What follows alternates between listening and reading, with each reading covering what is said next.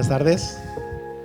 Buenas tardes a todos y bienvenidos un día más a este lugar, a la iglesia Betel, porque hacemos lo mismo, ¿no? Ahí donde nos reunimos, porque la iglesia somos las personas. Así que, como digo, bienvenidos a la iglesia de nuevo. Gracias a Dios también por el tiempo de partir el pan juntos y tomar ese vino como un solo cuerpo, ¿no? Creo que ha sido algo maravilloso también. Gracias, Máximo, por cómo nos has conducido ahí. El Señor te ha usado en eso. Y seguimos en nuestra serie Esencia, las bases de la fe. ¿Qué libro estamos haciendo? ¿Qué carta? Efesios. Bien, después de ya 11 semanas ya se nos empieza a quedar, ¿vale?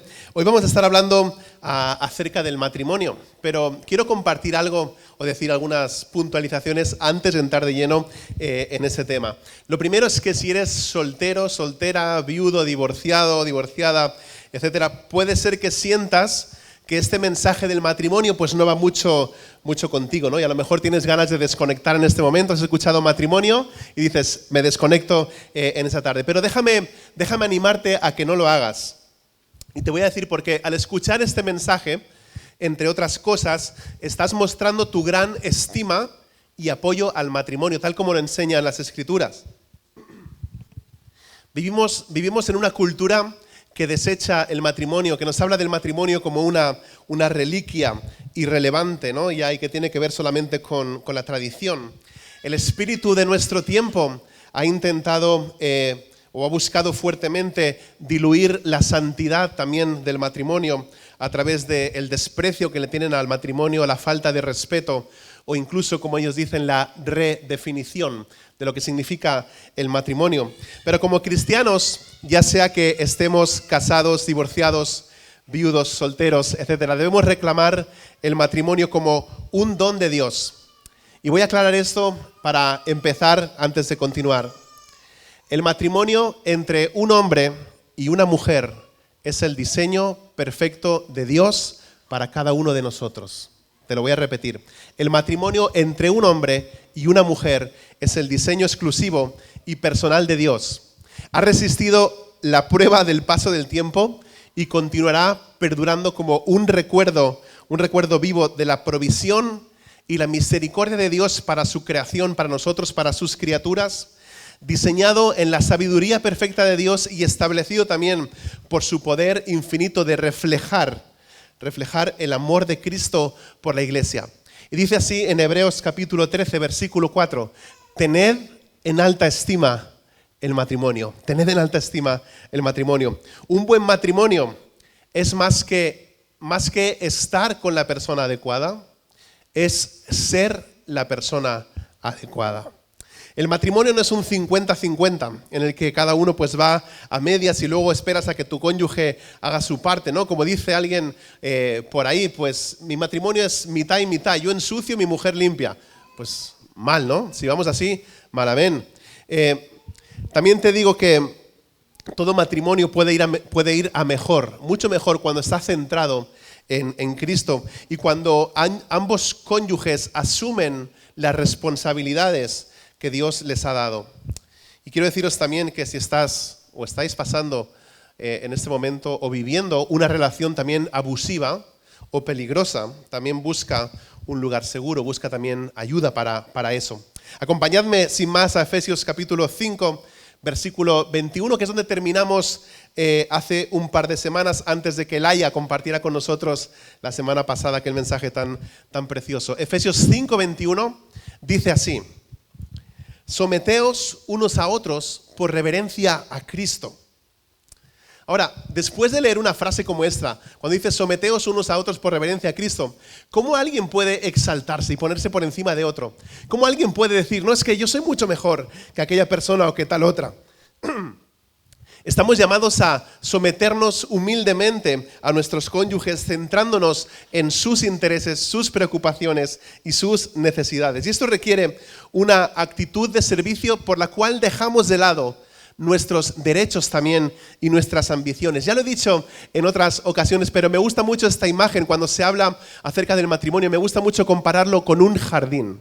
El matrimonio es como un jardín.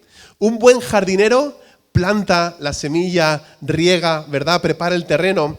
El jardinero cuida proactivamente de aquello que ha plantado, regando, abonando, quitando también las malas hierbas y podando para poder disfrutar de esa cosecha que va a llegar en ese precioso jardín que se está cuidando. Y si quieres tener un jardín muy bonito, ¿qué tienes que hacer?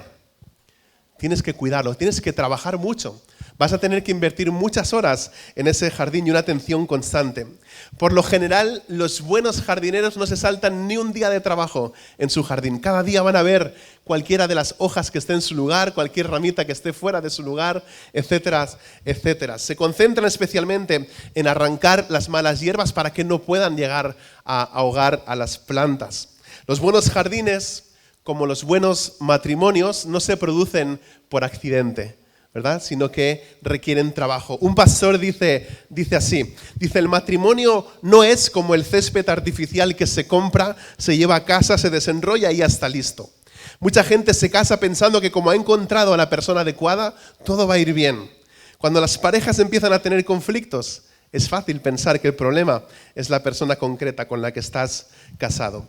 Y es que en realidad, como digo muchas veces, el problema es que ahora dos pecadores se unen para ser uno solo. Y ahí es donde vienen muchos de los problemas. Nuestra cultura enseña a la gente, o por lo menos la poca gente que todavía hoy en día te recomienda que te cases, dicen que te cases ¿para qué? Para ser feliz. Si quieres ser feliz, cásate, solo te falta eso, ¿no? Mientras que la Biblia dice que el matrimonio refleja la gloria de Dios y es una representación también del Evangelio. Ahora, esto va en contra de nuestra cultura porque la mayoría entra en el matrimonio con esta mentalidad, ¿no? Seré el esposo que debo ser o la esposa que debo ser mientras el otro se comporte como se tiene que comportar y sea el esposo o la esposa que realmente tiene que ser. En la relación matrimonial, el marido tiene el privilegio de representar simbólicamente a la Iglesia en sumisión a su Señor Jesucristo, que es su cabeza. Y estos roles en el matrimonio diseñados por Dios sirven como símbolos de la misteriosa y la hermosa también relación entre Cristo y su Iglesia.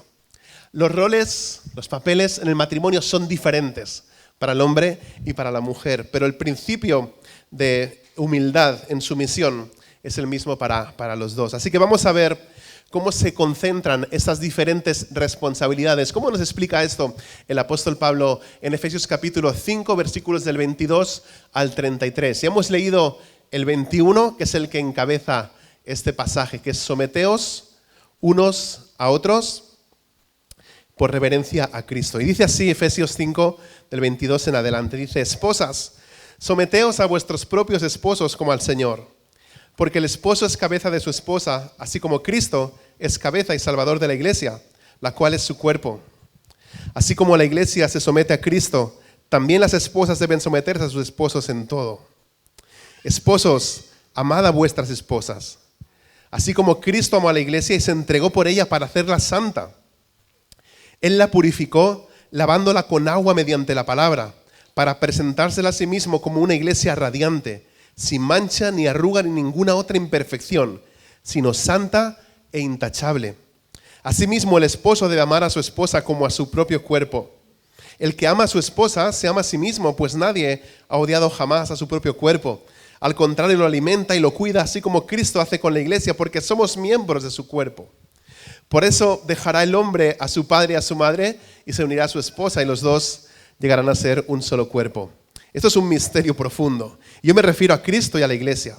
En todo caso, cada uno de vosotros ame también a su esposa como a sí mismo y que la esposa respete a su esposo. Haciendo una observación muy rápida, se dedican 3 versículos y medio a hablar a las esposas y 8 versículos y medio a hablarnos a los esposos, a los maridos. Este pasaje enseña que la esposa tiene una responsabilidad primordial y se encuentra en los versículos del 22 al 24. Esposas, someteos a vuestros esposos como al Señor. Y algunos de vosotros, o de vosotras, mejor dicho, podéis tener la tentación de nuevo de desconectar y de pensar, bueno, esta frase me suena un tanto machista o fuera de lugar, o esto no se encuentra ya en nuestros tiempos, ¿no? Podría sonar como la ida de olla de un machista de otros tiempos, pero permitidme recordaros que así es como Dios lo estableció.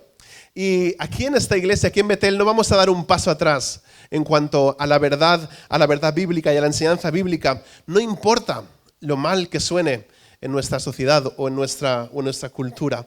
Pero lo voy a explicar. La palabra sumisión es una palabra explosiva, ¿no? En nuestra cultura, porque muchos la equiparan, la comparan con opresión, con subyugación, con dominación. Además, esta verdad bíblica ha sido pervertida por hombres realmente malvados, perversos, que solo buscaban el bien y amadores de sí mismos y solamente satisfacer sus necesidades. Pero esta palabra es realmente bíblica y es un mandamiento con el énfasis puesto en someterse a Cristo. Esposas, someteos a vuestros propios esposos como al Señor. Y 24 dice, así como la iglesia se somete a Cristo, también las esposas deben someterse a sus esposos en todo. Ahora, ¿qué está diciendo? Que las esposas comprendan y apoyen a sus esposos de manera que reflejen también cómo ellas apoyan a Cristo.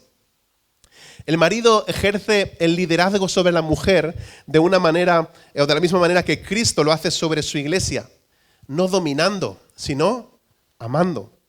Así como la iglesia se somete a Cristo en el ejercicio de su liderazgo, las esposas también se someten a sus maridos. La sumisión al esposo debe ser el resultado y el reflejo de la sumisión a Cristo. O para decirlo de otra manera, una esposa debe someterse debido al señorío de Cristo y el señorío de su esposo. Dice 1 Corintios 11:3, ahora bien, quiero que entendáis que Cristo es cabeza de todo hombre, mientras que el hombre es cabeza de la mujer y Dios es cabeza de Cristo. Y esto realmente es el cumplimiento de Génesis capítulo 2, versículo 20, donde leemos que la esposa fue creada para ser ¿qué? Ayuda idónea del hombre. Los jóvenes saben esto porque andan con esa frase siempre, ¿no? Buscando a su idónea. ¿Dónde estará mi idónea? Dicen algunos por ahí. No, pues esta idónea no debe estar al mando, tampoco ser mandona, pero por el contrario debe ser una ayuda leal, que se somete voluntariamente a su marido por reverencia a Cristo. Y me gusta cómo un comentarista explica la sumisión. Dice, es una inclinación de la voluntad a decir sí al liderazgo del marido y una disposición del espíritu para apoyar sus iniciativas. Así que os tengo una pregunta para las esposas. ¿Cómo lleváis esto? ¿Cómo os va con esto? No voy a decir nombres, pero ¿cómo os va con esta situación? ¿Os esforzáis por someteros o estáis ahí batallando, estáis ahí en esa lucha? La idea principal es renunciar a nuestros propios derechos. También tiene que ver con colocarse debajo de una persona para levantarla y para edificarla. Es una actitud de cooperación porque el matrimonio se puede convertir rápidamente en un caos, No implica inferioridad tampoco, sino una disposición a alinearse bajo el liderazgo del marido. También es un mandato en tiempo presente, lo que significa que debe convertirse en una práctica continua. No es que ya me sometí una vez. No, dice someteos, está en presente, continuamente someteos a vuestros esposos. Y fijaos, las esposas no son llamadas a someterse al esposo de otras, ¿verdad? Son llamadas a someterse a sus esposos. Siempre me acuerdo de una anécdota en El Salvador, ese precioso país chiquitito que está muy cerca de Guatemala. Y recuerdo que estábamos en un lugar al que nos habían invitado a Dulce y a mí a dar unas conferencias.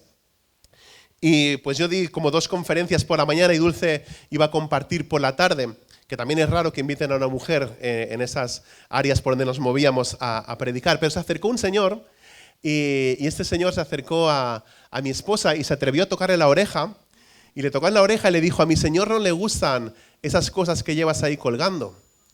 Y como ya conocéis a Dulce, le dijo, pues habla con mi marido porque me los compró él. Y se refería a los pendientes, ¿no? decía que con pendientes y así como iba maquillada, pues no podía predicar. Y entonces yo me acerqué al Señor y le hice una pregunta, porque yo soy muy malo también, y le dije, mira, una cosa, la palabra dice que mi esposa se someta a ti o a mí. Y se quedó el hombre pensando. Y le dije, no, dice sométase a su esposo.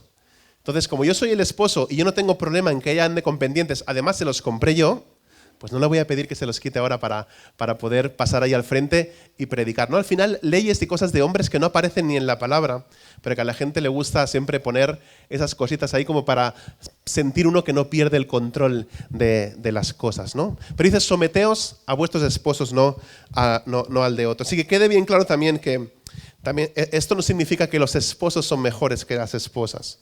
Es un asunto de roles, de papeles en la relación. Los esposos y las esposas son iguales ante Dios, pero no son idénticos. Y la clave para desarrollar un espíritu de sumisión es primero que estéis rendidas a Cristo y sometidas al Señor. O dicho de otra manera, no podrás someterte a nadie a menos que primero te sometas a Cristo Jesús. La sumisión siempre va a ser una lucha para las mujeres y va a ser una tensión que aparece ya ahí en el primer libro de la Biblia, en el Génesis, en el capítulo 3, en el versículo 16, donde leemos, por ejemplo, la Nueva Traducción Viviente, dice de la mujer, y desearás controlar al marido, a tu marido, dice, pero él gobernará sobre ti. Pero tranquilos que aquí hay para todos. Ahora vamos a hablar acerca de los esposos, no os preocupéis, nos toca el turno a los maridos. Si las esposas deben reflejar la sumisión de la iglesia a Cristo, ¿qué esperaríais que Pablo ordenara ahora para los maridos? Si las esposas deben reflejar la sumisión de la iglesia a Cristo, ¿qué esperamos que Pablo nos hable ahora a los maridos? Yo hubiera pensado algo así como eso, ¿no? Los esposos deben manifestar que son la cabeza de Jesucristo sobre la iglesia y por lo tanto deben tener, pues, ser los líderes espirituales de las esposas. Y si las esposas se les ordena someterse, pues los esposos seguramente deben estar instruidos para liderar y ser ahí los jefazos en todo. Pero no es así. Dice que en lugar de ordenar a un marido que dirija a su esposa, el apóstol Pablo instruye a un hombre a amar a su esposa, así como Cristo amó a la iglesia. Solo en la medida en que un esposo ame a su esposa, podrá proporcionarle ese liderazgo de servicio que se espera de nosotros. El punto principal del apóstol Pablo es obvio. Repite 3 veces en este pasaje el mandato de que los maridos amen a sus mujeres. 3 veces lo repite. Sabe que los maridos nos cuesta escuchar a la primera, ¿no? Y que no captamos muy bien las cositas cuando son ahí directas para nosotros. No solemos escuchar bien. Así que quiere asegurarse de que podamos entender cuál es el mensaje. Y por 3 veces lo repite. La mejor definición que he encontrado de este tipo de amor que se espera de nosotros ha sido esta. Dice, un amor que actúa para un bien mejor y que promueve el bienestar de la otra persona sin exigir nada a cambio. Ese tipo de amor da libremente, da con sacrificio, da sin condiciones, da sin importar si es correspondido. Un pastor lo dice así, dice, los hombres semejantes a Cristo, humildes, amorosos y sacrificados, deben asumir la responsabilidad primordial del liderazgo, la provisión y la protección. Y las mujeres están llamadas a acompañar a estos hombres, a apoyar ese liderazgo y hacer avanzar el reino de Cristo con toda la gama de sus dones en los caminos establecidos en las Escrituras. En este pasaje encontramos por lo menos 5 maneras en las que un marido debe amar a su mujer. El primero es con amor que sacrifica. Esto no lo tenéis en la pantalla para que no nos perdamos. Dice, esposos, amad a vuestras esposas, así como Cristo amó a la iglesia y se entregó por ella. Efesios 5, 25. ¿Y cómo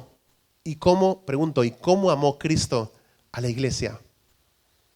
Jesús murió, y hemos celebrado en esa tarde, Jesús murió en esa cruz como un sacrificio en nuestro lugar. El sacrificio que nosotros merecíamos, pero Él muere en nuestro lugar. Y es que un marido debe seguir el ejemplo de Cristo. No se trata de derechos y de poder, sino de relación, de sacrificio. Y no hay marido cristiano honesto que al oír estas palabras no sienta como una patada en el estómago, ¿cierto? Así como Cristo amó a la iglesia, nosotros debemos amar a nuestras esposas. Así que esposos, ¿cómo os ha ido con todo esto? ¿Cómo nos ha ido con esto? ¿Cuándo ha sido la última vez que habéis sacrificado algo por vuestras esposas? ¿Cuándo os habéis dado por vencidos? ¿Cuándo habéis tirado la toalla? ¿Cuándo os habéis rendido? Una pregunta muy fuerte. ¿Estás dispuesto a morir por tu esposa? ¿Has pensado en eso últimamente? ¿Estás dispuesto a morir por tu esposa? O mejor aún, ¿de qué manera estás viviendo por tu esposa en este momento? Número 2, con amor que santifica. Vemos esto en los versículos 26 al 27. Dice, Él la purificó lavándola con agua mediante la palabra para presentársela a sí mismo como una iglesia radiante, sin mancha ni arruga, ni ninguna otra imperfección, sino santa e intachable. Así como Jesús nos presentará en esplendor, sin mancha, intachables, así debemos los esposos ayudar a nuestras esposas a buscar la santidad. Así que, queridos maridos, Dios nos llama a amar y entregar nuestras vidas para que nuestras esposas crezcan en santidad. En resumen, el amor de un esposo está diseñado para bendecir y beneficiar a su esposa. Y una de nuestras funciones principales es ayudar a nuestras esposas a alcanzar la madurez en Cristo, edificándolas cada vez que podamos. Esto implica relacionarnos con nuestra esposa como con una hermana en Cristo. No sé si habéis pensado eso alguna vez. Relacionarnos con nuestra esposa como nos relacionamos con una hermana en Cristo, no solo como nuestra pareja. Así que repito, esposos, ¿cómo nos va con eso? ¿Cómo nos va? Te pregunto, ¿tu esposa es más como Cristo porque está casada contigo? Son preguntas para pensar. ¿O se parece más a Cristo a pesar de ti? A pesar de mí, a pesar de nosotros. Número 3, con amor que satisface. Dice Efesios 5 del 28 al 31. Asimismo, el esposo debe amar a su esposa como a su propio cuerpo. El que ama a su esposa se ama a sí mismo, pues nadie ha odiado jamás a su propio cuerpo. Lo que está diciendo aquí, o si quieres decirlo de otra manera, es que nadie va a abusar de su cuerpo, ¿no? Cada uno conoce los límites y sabes hasta cuándo puedes, ¿no? Dice, al contrario, lo alimenta y lo cuida, así como Cristo hace con la iglesia, porque somos miembros de su cuerpo. Así que de la misma manera en que alimentamos y cuidamos nuestro cuerpo, o deberíamos hacerlo, estamos llamados no solamente a proporcionar un entorno espiritual positivo, sino también a cuidar de nuestras esposas de una manera física y emocionalmente. Y hablamos de la provisión interna, que significa llevar a la madurez. Y es que un esposo fiel al Señor ayuda a su esposa a alcanzar su pleno potencial en Cristo. Estoy llamado a alimentar el alma de Dulce, permitiéndole crecer en santidad, y debo abonar la tierra de su jardín para poder ver que ella también da un buen fruto, producir una buena cosecha. Como maridos, nuestra responsabilidad es amar a nuestras esposas, manteniendo las cosas unidas en el hogar y proporcionando un ambiente para el crecimiento y también para la fructificación. Un autor dice, si tu jardín está lleno de malas hierbas, no maldigas la tierra. Echa un vistazo a tu propia alma y ponte a trabajar para arrancar las malas hierbas. Por cierto, que ya habéis visto que tenemos ahí organizado ese primer desayuno para hombres casados, viudos, solteros, etcétera, donde vamos a estar, como decía Dulce, dejándolas tranquilas un poco a nuestras esposas una mañana, pero siendo también edificados los unos a los otros. Bueno, he hablado de un amor que sacrifica, un amor que santifica, un amor que satisface, y ahora voy a hablar de un amor que separa. Un marido no es intrínsecamente mejor que su cónyuge. Lo vemos en Efesios 5:31, que en realidad es una cita de Génesis 2:24, y en realidad es un versículo que Jesús también repite en Mateo 19:5. Dice, por eso, o por tanto, dejará el hombre a su padre y a su madre, y se unirá a su esposa, y los dos llegarán a ser un solo cuerpo. En la última boda en la que estuve, por si no me queréis invitar a ninguna boda más, en la última boda en la que estuve y prediqué, dije, por tonto dejará el hombre a su padre y a su madre, Y todos se quedaron así mirando, ¿no? Escuchando qué es lo que estaba pasando. Pero no dice por tonto, dice por tanto. O por eso, ¿no? Y serán una sola carne. Somos iguales en nuestro fundamento espiritual y en nuestra importancia eterna. Porque somos compañeros que se convierten en una sola carne. Así que cualquier cosa que uno le hace al otro, se la hace también a sí mismo o a sí misma. Y los esposos están llamados a dejar a sus padres. ¿Me habéis escuchado bien? Lo digo porque eso causa muchos problemas en las relaciones y en los matrimonios, y no los voy a solucionar tampoco ahora en esta tarde aquí. Pero uno de los problemas que más vemos es cuando hay esos cordones umbilicales que no se rompen con las familias de origen. Los esposos están llamados a dejar a sus padres, unirse a sus esposas y permitir que el Señor los entrelace, convirtiéndose en uno solo. Los esposos y esposas cristianos somos herederos del grato don de la vida, dice 1 Pedro 3:7. Somos compañeros en la salvación. Romanos 8:17 nos llama coherederos en Cristo. En Malaquías 2:14 se nos habla de nuestra compañera, de la esposa de tu pacto, dice.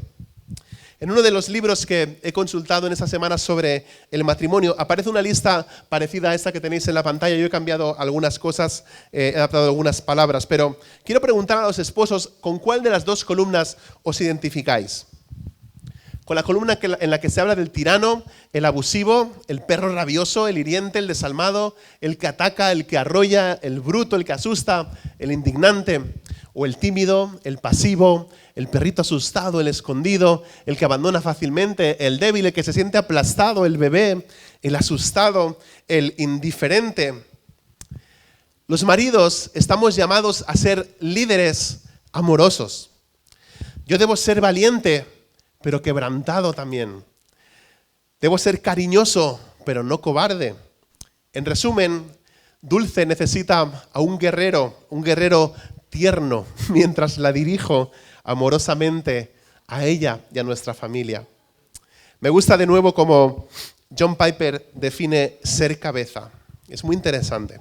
Dice, el llamado divino de un esposo a asumir la responsabilidad principal del liderazgo, la protección y la provisión en el hogar a la manera de Cristo. A menudo le digo a los chicos cuando piden un consejo, cuando empiezan ahí con sus novias y todo esto, que recuerden que su novia, ante todo, es su hermana en Cristo. Es tu hermana en Cristo. Y lo mismo se aplica para el matrimonio. Compañeros, nuestras esposas son nuestras hermanas en Cristo. Oremos por ella. Ora por ella. Ámala. Anímala. Sirve juntamente con ella.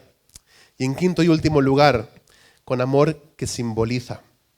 Cuando Dios une a un hombre y a una mujer en matrimonio, deben ser un reflejo misterioso de esa relación entre Jesús como novio y la iglesia como su novia. Lo vemos en el versículo 32. Dice, esto es un misterio profundo. Yo me refiero a Cristo y a la iglesia. O para que se entienda mejor voy a leer la Nueva Traducción Viviente. Dice, eso es un gran misterio, pero ilustra la manera en que Cristo y la iglesia son uno. O dicho de otra manera, esto es un gran misterio y no pretendo entenderlo todo. Lo que me parece más claro es la forma en que Cristo trata a la iglesia. Y es que Dios tiene una visión muy elevada del matrimonio. Cuando tanto los esposos como las esposas cumplen con sus funciones y responsabilidades en el matrimonio, su relación entonces simboliza ese dulce amor de Cristo y la sumisión de su iglesia al liderazgo también de Cristo. En el versículo 33 nos da un resumen pequeñito de todo este pasaje de una forma muy personalizada. Y creo que no hay una declaración más definitiva del mandato de Dios para el matrimonio que esta declaración que encontramos aquí. Dice, en todo caso, cada uno de vosotros ame también a su esposa como a sí mismo, y que la esposa respete a su esposo. El apóstol Pablo está diciendo, ¿quieres una aplicación práctica de lo que acabo de contarte? Pues aquí la tienes, aquí la tenéis. Así que si no recuerdas nada más de lo que hemos compartido en esta tarde, quédate con esto. En todo caso, cada uno de vosotros ame también a su esposa como a sí mismo y que la esposa respete a su esposo. Vernon McGee, un teólogo, dice que esto lleva lo romántico al reino de la realidad. Y agradezco que el apóstol Pablo nos dé un resumen tan conciso, ¿no? Si eres esposo, tienes que amar a tu esposa. Si eres esposa, debes respetar a tu marido. Resumen de todo este pasaje, ¿no? Los esposos deben amar a sus esposas. Un marido debe amar incondicional y sacrificialmente, anteponiendo las necesidades de su esposa a las suyas propias. Esto incluye nunca coquetear con otras mujeres, engañarlas, mucho menos golpearla, menospreciarla. Debe ser atento, afectuoso, satisfacer también su necesidad de seguridad. Y las esposas deben respetar a sus maridos. Las esposas deben reforzar y satisfacer la necesidad de significación de su marido, pues ¿cómo? Haciéndole caso, valorándole, estimándole, asegurándote de celebrar sus logros y sus triunfos, hablando bien de él. Emerson Egerix formula la pregunta de esta manera cuando una pareja tiene conflictos. Dice él, ¿cuál es el problema cuando el problema no es el problema? ¿Cuál es el problema cuando el problema no es el problema? Y el verdadero problema, dice en este libro, si queréis después os lo presto a alguno, aunque mi padre decía que quien presta un libro es tonto y quien lo devuelve más. Pero yo me arriesgo y os lo puedo dejar por si alguien se lo va a leer, como en la biblioteca. Tienes un mes, estamos a día 4 de agosto, el 4 de septiembre lo tienes que devolver. Son 236 páginas, o sea, 280, tampoco no es tanto. Pero tengo aquí, lo tengo en PDF también, en mi móvil, os lo puedo pasar luego, si lo queréis, ¿vale? Es un libro muy, muy bonito, muy entretenido y del cual uno puede aprender muchas cosas. Pero el verdadero problema, dice Egerix, que suele ser que la mujer no es amada y que el marido no es respetado. Y Egerix cita algunos estudios que demuestran que cuando el marido y la mujer están en conflicto, dice que el 83% de los hombres sienten que se les ha faltado el respeto y que el 70% de las mujeres se sienten poco amadas. Y os voy a compartir algunas citas de este libro que se llama Amor y Respeto, y el subtítulo dice el amor que ella más ansía y el respeto que él desesperadamente necesita. Me lo leí en el 2011, pero tristemente me he dado cuenta de que se me han olvidado muchas cosas. Repasándolo, hay muchas cosas que no he puesto en práctica en estos 14 años que llevo de matrimonio con Dulce. He visto que no he estado tratando a Dulce con el suficiente amor, pero quiero compartir estas citas. Dice, las esposas están hechas para amar, querer amar y esperar amor. Los maridos están hechos para ser respetados, desear respeto y esperar respeto. Dice, cuando un marido siente que le han faltado al respeto, es especialmente difícil amar a su mujer. Cuando una esposa no se siente amada, es especialmente difícil que respete a su marido. Sin el amor de él, ella reacciona sin respeto hacia él. Sin el respeto de ella, él reacciona sin amor hacia ella. Si una esposa habla con desprecio a su marido y le falta el respeto, lo desaprueba en su lugar de mayor necesidad. De la misma manera, cuando un esposo no ama a su esposa sacrificialmente, él la desaprueba en su lugar de mayor necesidad. Y esto lleva a lo que el autor llama el ciclo alienante o el ciclo de la locura, como se refiere en otras páginas. Y dice él, el ciclo alienante se desencadena y alimenta a sí mismo. Cuando una mujer no se siente amada, tiende a reaccionar de forma irrespetuosa hacia su marido. Cuando un marido siente que le han faltado el respeto, tiende a reaccionar de formas que resultan poco cariñosas para su mujer. Y así se repite el ciclo, dice en este libro, el ciclo de la locura. Sin amor, ella reacciona. Sin respeto, él reacciona. Ahora, la forma de detener este ciclo de la locura es que uno de los dos cónyuges dé el primer paso y empiece a vivir conforme a su responsabilidad. Egerix luego se refiere a esto como el ciclo energizante. Y no podemos decir, dice él, cuando empiece a quererme, entonces le respetaré. Tampoco podemos decir, cuando empiece a respetarme, entonces empezaré a quererla. Yo pienso que nuestra respuesta, o mi respuesta en este caso en particular, siempre es mi responsabilidad. Debo centrarme en lo que debo hacer, independientemente de cómo mi cónyuge esté cumpliendo su papel o no lo esté cumpliendo. Quiero que veamos un clip de una película que se llama Historia de un matrimonio, dura un poquito menos de 3 minutos, he seleccionado solamente esta parte. Es una discusión con muy malas palabras, una discusión muy fuerte, una discusión con la que es posible que algunos de vosotros os sintáis identificados, porque estabais tal vez en el comedor y escuchabais a vuestros padres en la habitación hablar de esta manera, o porque vosotros mismos os habéis tratado o os habéis hablado así entre los esposos. Vamos a verla y vamos a terminar viendo cómo aterrizamos esta predicación y llevamos todo esto que hemos compartido a algo bien práctico, ¿vale? Vamos a verlo. Mucha gente me decía siempre que eras demasiado egoísta para ser un gran artista y yo solía defenderte, pero tenían toda la razón. Tus mejores actuaciones quedaron atrás. ¡Vuelves a ser una mala actriz! ¡Me has hecho luz de gas, capullo! ¡Eres un puto demonio! Ah, ¿quieres presentarte como víctima porque es una buena estrategia legal? Vale, pero los dos sabemos que tú elegiste esta vida. Fue lo que querías hasta que no lo quisiste. Me utilizaste para huir de Los Ángeles. Yo nunca te utilicé. Claro que lo hiciste y después me lo reprochaste. Siempre me echabas en cara lo que hacía mal y decías que no daba la talla. La vida contigo era triste. Y por esa razón tenías que ir y follarte a No otra. debería dolerte que me acostara con ella. Debería dolerte que me riera con ella. ¿Es que la quieres? No, pero ella no me despreciaba y tú me despreciabas. Tú me despreciabas a mí. Te follaste a una compañera de trabajo. Habías dejado de acostarte conmigo 1 año antes. Yo nunca te he engañado. Eso sí que fue engañarme. Hay tantas cosas que podría haber hecho. Era un director de 20 y pocos años, salido de la nada y de repente estaba en la portada del Time Out New York. Era famoso y quería follarme a todas y no lo hice. Porque te quería y no quería perderte. Pero tenía 20 años y aquello tampoco quería perdérmelo y me lo perdí. Y tú querías hacer tanto y tan rápido. Yo ni siquiera quería casarme. A ver. ¡Joder! Hay tantas cosas que no he hecho. Gracias por lo que me toca. ¡De nada! No soporto pensar que te conoceré el resto de mi vida. ¡Estás como una puta cabra! ¡Y además estás ganando! ¡Joder! ¿Estás vacilándome? Yo quería seguir casada, pero ya no había nada que hacer. Tú no me querías tanto como yo te quería a ti. ¿Qué tiene que ver eso con Los Ángeles? ¿Qué? Solo te digo que estás tan identificado con tu egoísmo que ya ni siquiera eres capaz de reconocerlo como egoísmo. ¡Eres un capullo de mierda! Cada vez que me despierto deseo que estés muerta. Muerta como si estuviera seguro de que Henry iba a estar bien. Querría que te pusieras enferma o que te atropellara un coche y murieras.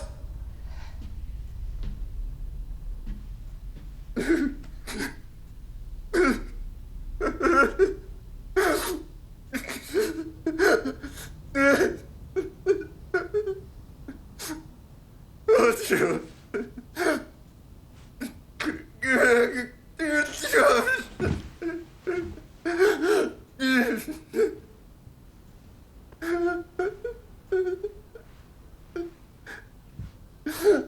Lo siento.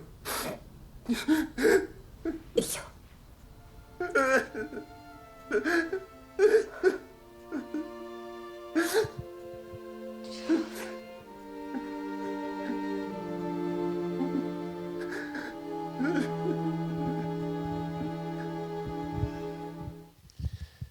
¿Cómo hacemos para evitar esto?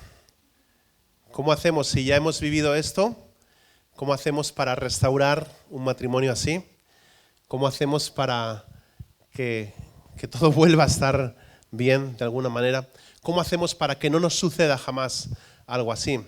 ¿Cómo hacemos para perdonar algo así? ¿Cómo hacemos para no enseñar a las futuras generaciones algo así? Esta película se llama Historia de un matrimonio y trata de esta pareja de jóvenes artistas que por causa de ella marchan finalmente a Los Ángeles, donde ella tiene más oportunidades de rodar una serie, y lo que era un episodio piloto que seguramente no le van a coger hace que se queden para siempre allí en Los Ángeles. Y es muy interesante de ver la historia y cómo se produce todo, porque si tenemos una visión bíblica, si podemos ver esta película desde el corazón de Jesús, te vas a poder dar cuenta de en cada uno de los momentos en los que no estaban actuando bíblicamente, ¿vale? Y eso nos puede ayudar también a nosotros a no repetir estas cosas y a seguir adelante en nuestros matrimonios. ¿Cómo llevamos esto a la práctica? Pues hay varias cosas que quiero compartiros para terminar, pero una de ellas tiene que ver con las mujeres. Os animo a asistir a las actividades que se programan de las mujeres cada año en esta iglesia. Siempre sobre el mes de octubre hay un retiro para mujeres que se llama AFEC. ¿Cuántas fuerais el año pasado? ¿Cuántas fuisteis? Levantad la mano por ahí. 1, 2, solamente 2, 3, 4. ¿Qué más? 4. Bueno, 4 de las que están aquí, pero recuerdo que éramos como cerca de 20 o así más o menos. Pues os animo a que este año podáis ir. Sé que para este año no hay plazas, tenéis que hablar con Dulce, porque se anunció ya de hace mucho tiempo y están en espera, pero hay más de 400 personas que ya están apuntadas para ese retiro de mujeres. No es algo que organizamos como iglesia, pero es algo que apoyamos como iglesia, ¿no? También, si no estás como mujer dentro del grupo de Sisterhood, hay un grupo que se llama Sisterhood, que ahí estáis, sigue casi todas las mujeres. Si alguien no está, pues podéis hablar con Dulce al final de este día de hoy. Y bueno, pues algunas ya sabéis de qué va en ese grupo, pero siempre se hacen un par de actividades al año. Se invita a una persona, una mujer, que dé una reflexión, que comparta con vosotras y podéis tener ahí un tiempo también de refrigerio y de alimento también espiritual. Los hombres también vamos a quedar para hacer diferentes actividades, ¿no? Hay un plan evangelístico que, cómo no, tiene que ver con el fútbol, que los hombres no sabemos darle patadas a la pelota y poca cosa más, ¿no? Y las mujeres nos tenéis que apoyar ahí cada vez que chutamos. Pero Alex, anunciaremos esto con más tiempo cuando esté todo bien cuadrado, ¿verdad? Pero Alex va a llevar a cabo adelante este plan y dentro de una semana estaremos dando más información acerca de esto. Pero los hombres tenemos algo importante en cuanto al fútbol y el evangelismo. También está el desayuno para hombres que vamos a tener ese primero, hemos dicho 17 de agosto, y otras actividades que vamos a ir haciendo. Sobre todo os pido que sigamos orando por un nuevo local. Oremos por un nuevo local porque eso nos va a permitir también tener ese lugar donde desarrollar esas actividades de una forma más fácil y tener más oportunidades. Ahora, para los esposos, en lugar de luchar el uno contra el otro, como hacemos muchas veces, empecemos a luchar juntos por nuestro matrimonio. Dejemos también de pedirle a Dios que arregle a nuestra pareja y pídele que te arregle a ti. Esto es algo que aprendí hace muchos años, y cuando alguien se va a casar o nos piden consejos acerca del noviazgo y dicen no me gusta, y me da una serie de lista de cosas que no me gusta esto de él, pero lo voy a cambiar cuando nos casemos. Entonces le digo a Dulce, ¿se lo dices tú o se lo digo yo? Es como los que dicen, me voy a casar para tener más sexo, más relaciones. También le digo, ¿se lo dices tú o se lo digo yo? No, ni una ni otra.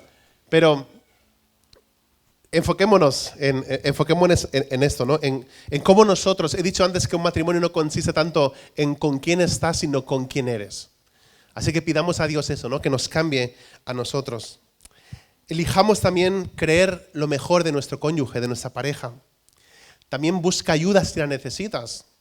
Hay personas que están atravesando un completo desierto en su matrimonio y no son capaces de buscar ayuda. No digo conmigo, porque seamos expertos en relaciones matrimoniales, pero tenemos aquí a Máximo y Lidia que han hecho muchas consejerías, o a Antón y Carol. Hay muchas parejas aquí de creyentes que llevan ya casi 50 años, bueno, no tanto, ¿no? Pero casi, por ahí sí, 50 ya casi, ¿no? No, aquí más de 50 ya. No, por ahí vamos. Bueno, la cuestión es que busca a alguien que te ayude. Busca a alguien que te ayude. No podemos salir solos muchas veces de nuestros problemas. También obedezcamos con hechos, aunque no nos apetezca. Hay un libro que recomendamos para ciertos problemas más sencillos, podríamos decir, acerca del matrimonio. Pero en otro libro, C.S. Lewis dice algo parecido a esto. Dice, no pierdas el tiempo preocupándote por si sientes amor por tu cónyuge. Actúa como si lo sintieras. En cuanto hacemos esto, encontramos uno de los grandes secretos.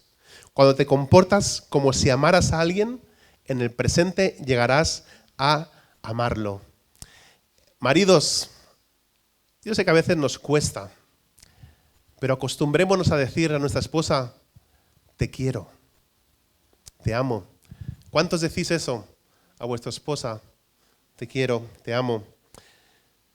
Digámosle eso y demostremos, no solo diciéndolo, demostremos que lo hacemos todos los días, ¿no? Tanto si ellas nos muestran respeto como si no. Pero esto las ayudará a saber que están seguras de nuestro amor. Hay parejas o matrimonios que nunca se han dicho te quiero el uno al otro. Hay familias que nunca le han dicho a sus hijos te quiero, que nunca los han abrazado. No pierdas esa oportunidad de hacerlo. Hazlo con tu esposo, con tu esposa. Hazlo con tu familia. Está hablando de los maridos. Esposas, acostumbrados a decir te respeto. No estoy de acuerdo, pero te respeto a vuestros maridos, ¿no? Y demostrad que lo hacéis también todos los días, tanto si nosotros demostramos amor como si no lo hacemos. Y esto os ayudará a saber que vosotras, nos ayudará a saber que vosotras nos consideráis importantes. Fíjate que no os voy a contar la película, pero esto que hemos visto no es el final de la película, se acerca al final de la película, pero hay un punto de luz, un punto de restauración, aunque el matrimonio sí que os hago el spoiler ya que no se recupera, pero hay un punto de luz en medio de toda esa situación, por lo menos para entregar y quitar esa mochila de culpa y de carga, pero al final, ¿habéis visto cómo el chico está abrazando a la que había sido su esposa y que le dice?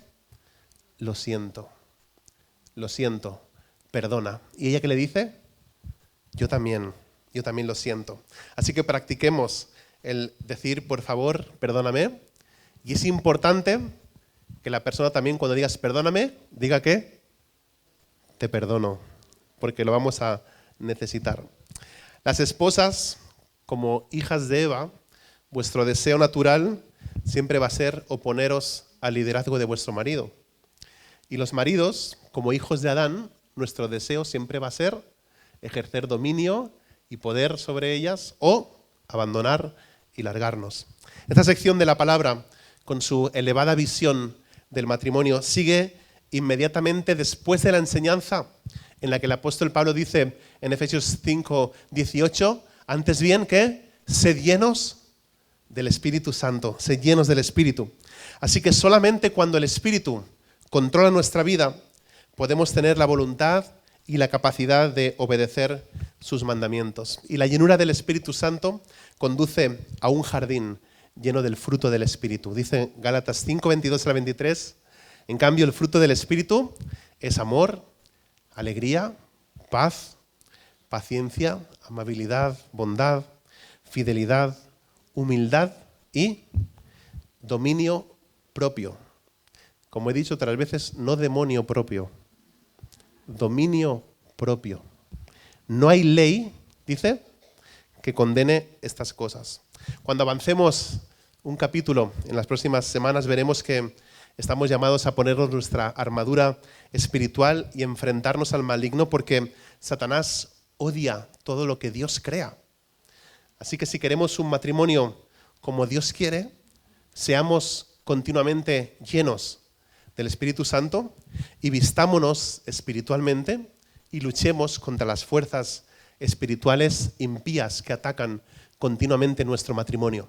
Toda esta parte de esta carta y el siguiente capítulo va todo ligado. Muchas veces se presenta como una predicación completamente aparte que tiene que ver con la vida del creyente solamente, pero seguimos el hilo de someteos unos a otros en el temor del Señor o en reverencia a Cristo, y eso solo podemos hacerlo si somos los dos, todos, como familia, como iglesia, en el matrimonio, si estamos llenos del Espíritu y si nos ponemos esa armadura de la que se nos va a hablar en las próximas semanas.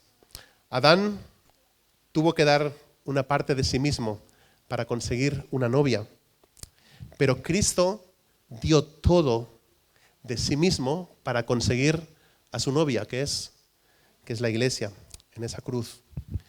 Dios abrió el costado de Adán, pero nosotros, como pecadores, traspasamos en aquella cruz el costado del segundo Adán. Así que si no conoces a Cristo a través de este nuevo nacimiento, necesitas ser salvo en el día de hoy. Y no hay manera de que puedas tener un matrimonio de unidad sin conocer a aquel que murió en tu lugar como sustituto por tu pecado. Así que si nunca te has arrepentido, te animo a que esa tarde puedas decir: Cristo Jesús, quiero que tú gobiernes completamente mi vida. Quiero que gobiernes mi vida, mi familia, mi matrimonio, mis finanzas, mi trabajo, mis amistades. Que Cristo sea el centro de su iglesia por siempre. Amén.